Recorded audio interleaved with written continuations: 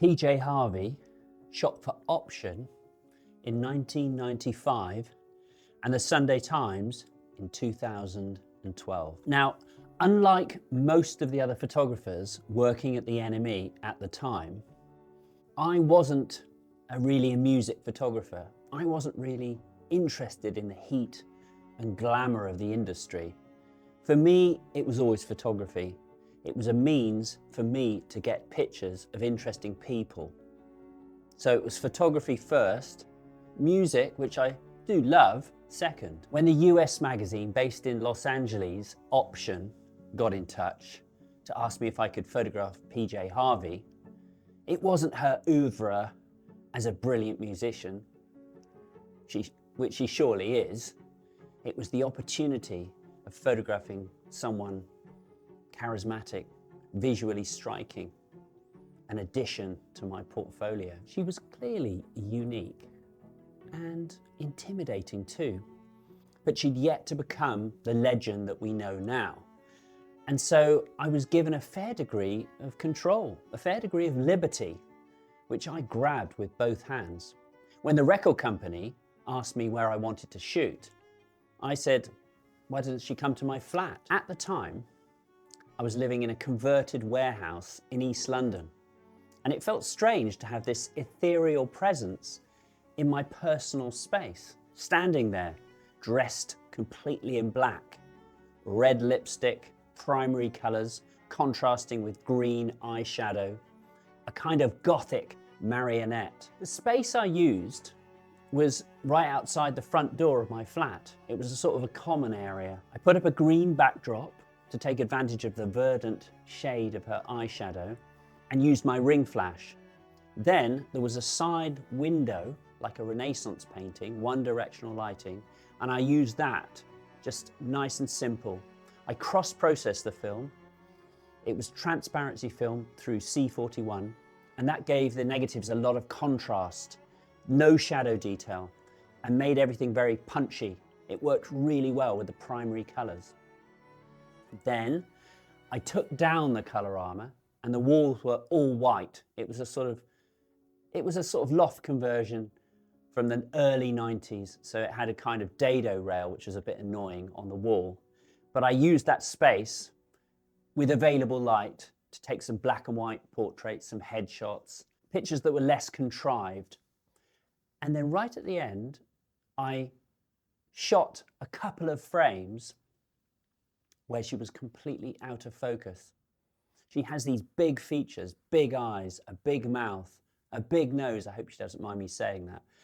And when people have features that are so prominent and sort of powerful, iconic, I always like playing with the idea of the out of focus image. And it sounds completely absurd. If you're a photographer, you're meant to get it sharp, but it's something that I like to do. And once again, that picture came from that reservoir of photographs that I have in my memory that other photographers have taken, that I plunder from time to time, that I garner inspiration from. In this case, it was a picture of a model called Adele Collins, and it was made in 1948 by Norman Parkinson. And it's always been there, and I think it's something that I do from time to time. And in this instance, I had the perfect subject to do it. Everything was shot on my trusty Hasselblad CM with an 80mm lens. After we finished, a limo arrived outside the complex of flats where I lived in Bethnal Green to take Polly back to the hotel in Baker Street where she was staying. I didn't really want it to end, and so I cheekily asked if we could hang out. I mean, I probably wouldn't do this now.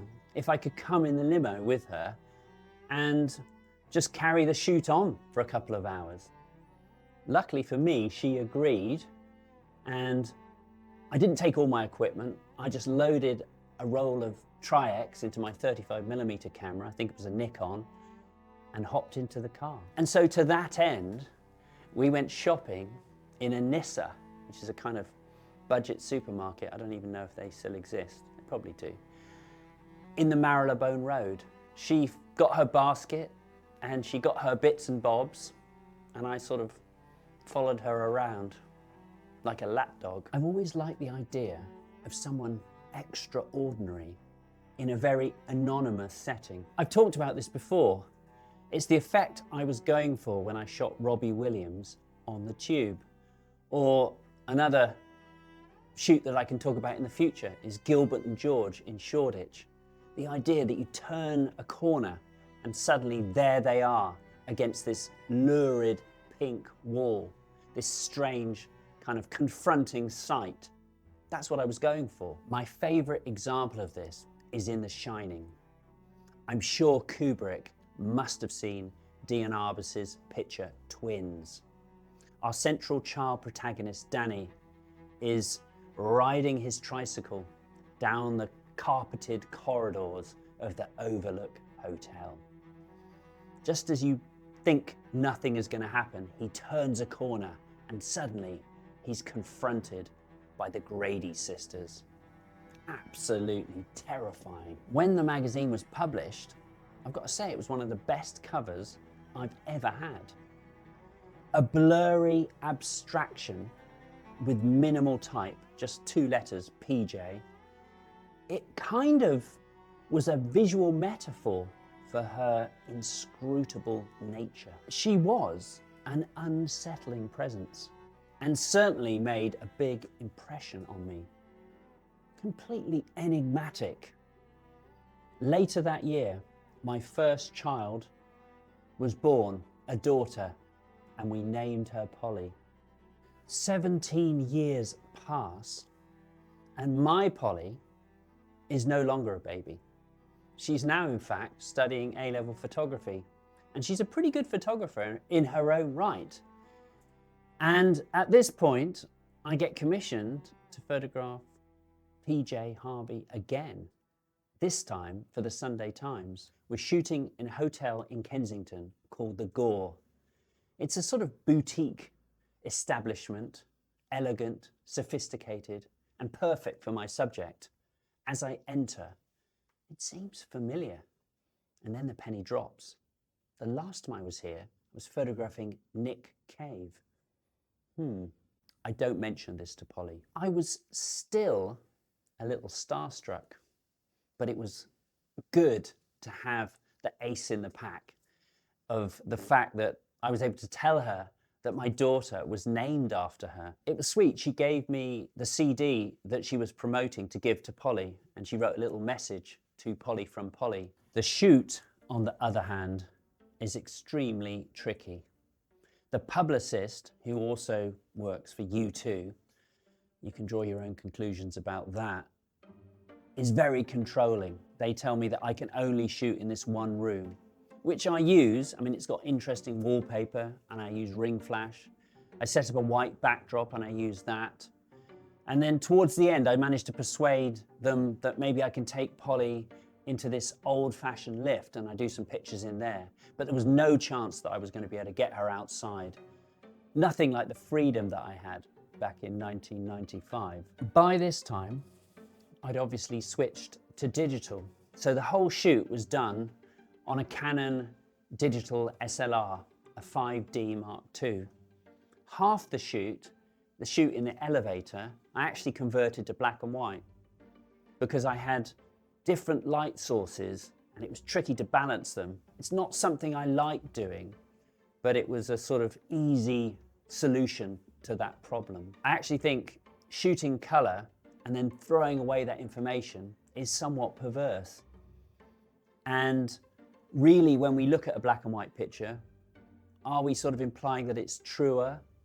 Or I think it's really just sort of sentimental nostalgia. Because I was still slightly enamored, mooning over Polly, when the publicist asked me if she could have some approval, if she could see the images before they were published, I thought, well, maybe this will be the start of something, a relationship that I'll cherish. So I said, okay, I'll set up an online gallery so she can see the pictures. I should have said no. It turned out, after the shoot, that she had no modern technology at her place in Dorset. So the publicist basically downloaded the pictures from my online gallery, took them to Snappy Snaps, had a load of prints made, and then sent one of the lackeys from her office down to Dorset to show PJ Harvey. By the time I got a call from the publicist with Polly's preferences, the images had gone to print. The magazine had deadlines. I've no idea what Polly thought of the pictures that were used in the Sunday Times, but they weren't her choices. So as a result, I had to endure a 45-minute phone call tirade from the irate publicist. It was all so unnecessary. I mean, in the pictures, she doesn't look any different 17 years later. She looks amazing. Another lesson learned: remember who's paying the bills.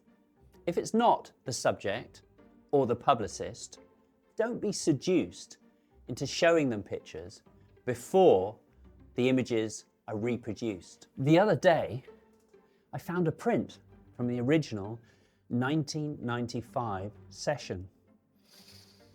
It had made its way back from America, lived in my house in London for a while, then was stored in a barn, and then finally wound up in this place, my garage, and was trodden on, exposed to extremes of heat and cold, and also damp. And this is what it looks like. It's pretty good. The reason I've got it on a computer is that the original carried on degrading, and I threw it out in the end. But I think there's a valuable lesson there for all of us, and PJ Harvey's publicist in particular. Don't try and control everything. Collaborate, work with good people. Good stuff will happen. Allow the spontaneous, serendipitous chance to impact what you do. It's good to maintain some degree of control and direction, a sort of artistic, strategic plan, but allow for chance, you know, and good things will happen.